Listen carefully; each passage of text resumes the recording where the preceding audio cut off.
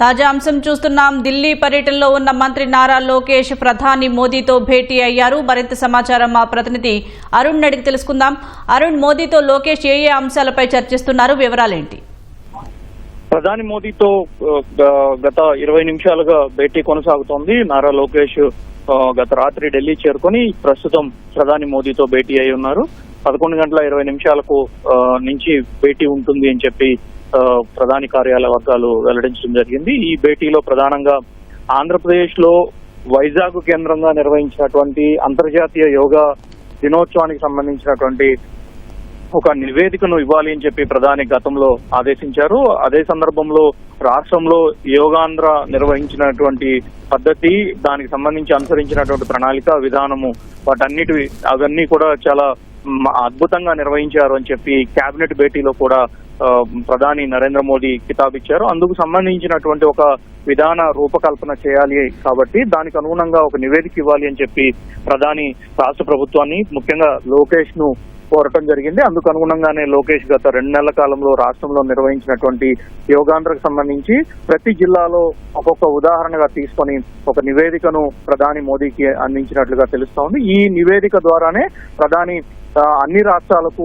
కొన్ని మార్గదర్శకాలను, కొన్ని సూచనలు చేయబోతున్నట్లుగా తెలుస్తా ఉంది. దీంతో పాటుగా ఆంధ్రప్రదేశ్ కు ఇటీవల కేంద్ర ప్రభుత్వం ఒక సెమీ కండక్టర్ ప్రాజెక్ట్ ను కేటాయించింది. సెమీ కండక్టర్ ప్రాజెక్ట్ కు సంబంధించిన విషయంలో రాష్ట్ర ప్రభుత్వం కూడా గతంలో ఒక విజ్ఞప్తి చేసింది. ఆ విజ్ఞప్తి మేరకు రాష్ట్రానికి సెమీ కండక్టర్ ప్రాజెక్ట్ ను కేటాయించారు. అది వచ్చే 2 నెలల కాలంలో కార్యరూపం దాల్చబోతోంది. దానికి సంబంధించినటువంటి పనులు కూడా జరగబోతున్నాయి. సో ఆ నేపథ్యంలో రాష్ట్రానికి కేటాయించినటువంటి సెమీ కండక్టర్ ప్రాజెక్టు సంబంధించిన విషయంలో ప్రధానికి కృతజ్ఞతలు తెలుపనున్నట్లుగా తెలుస్తా ఉంది.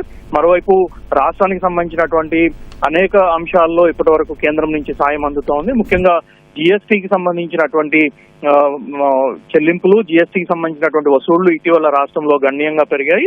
గత నెల అంటే ఆగస్టులో గత ఏడాదితో పోలిస్తే ఈ ఆగస్టులో దాదాపు 21% వరకు జిఎస్టీ వసూళ్లు గణనీయంగా పెరిగినటువంటి పరిస్థితి ఉంది. అయితే ఇటీవల తీసుకున్నటువంటి గత 2 రోజుల క్రితం తీసుకున్నటువంటి జిఎస్టీ సంస్కరణల పట్ల సానుకూలత, ఇప్పటికే సుముఖత వ్యక్తం చేయడంతో పాటు మంచి సంస్కరణలు తీసుకొచ్చారు. ఇది ప్రజలకు మరింత మేలు చేస్తుందనేటువంటి విషయాన్ని ఇప్పటికే ప్రకటించినటువంటి లోకేష్ ఆ మేరకు వాటి అమలు తీరుతెన్నులకు సంబంధించినటువంటి విషయాలపై కూడా చర్చించి రాష్ట్రంలో మరింత సమర్థంగా అమలు చేయడానికి అవకాశం ఉన్న మార్గాలు, మరింత వసూళ్లు పెరగడానికి ఉన్నటువంటి అవకాశాలన్నిటి గురించి కూడా చర్చించబోతున్నట్లుగా తెలుస్తోంది. ఆ మేరకు జిఎస్టీకి సంబంధించినటువంటి సంస్కరణలు, వాటితో పాటుగా విద్యారంగంలో అనేక సంస్కరణలు ఇటీవల కేంద్ర ప్రభుత్వం తీసుకొచ్చింది. వాటికి సంబంధించినటువంటి విషయంలో ఈ 2 విషయాలపై కూడా ప్రధానికి నారా లోకేష్ కృతజ్ఞతలు తెలుపనున్నారు. దీంతో పాటుగా రాష్ట్రంలో అనేక ప్రాజెక్టులు ప్రస్తుతం కొన్ని ప్రాజెక్టులు ప్రారంభం కాని పరిస్థితి ఉంది, మరికొన్ని ప్రాజెక్టులు పురోగతిలో ఉన్నాయి.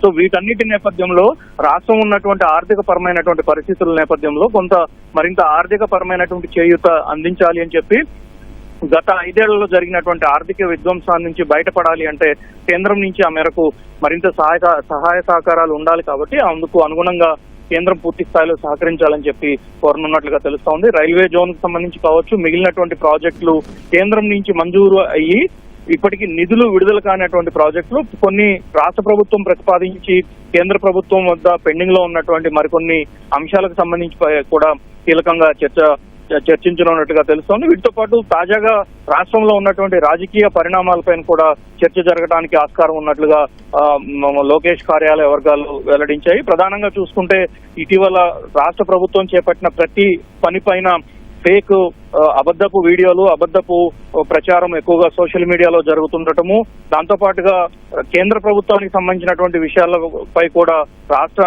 రాష్ట్రంలో అనేక మంది, ముఖ్యంగా వైఎస్ఆర్సీపీకి సంబంధించినటువంటి అనేక మంది తప్పుడు ప్రచారాలు చేస్తున్నటువంటి పరిస్థితి ఉంది. వాటన్నిటికి సంబంధించినటువంటి విషయంలో కూడా ప్రధాని నుంచి పలు సూచనలు తీసుకొని వాటిని అమలు చేయడానికి ఉన్నటువంటి మార్గాలపై ప్రధానితో చర్చించనున్నట్లుగా తెలుస్తా ఉంది. సుజాత, ధన్యవాదాలు అరుణ్.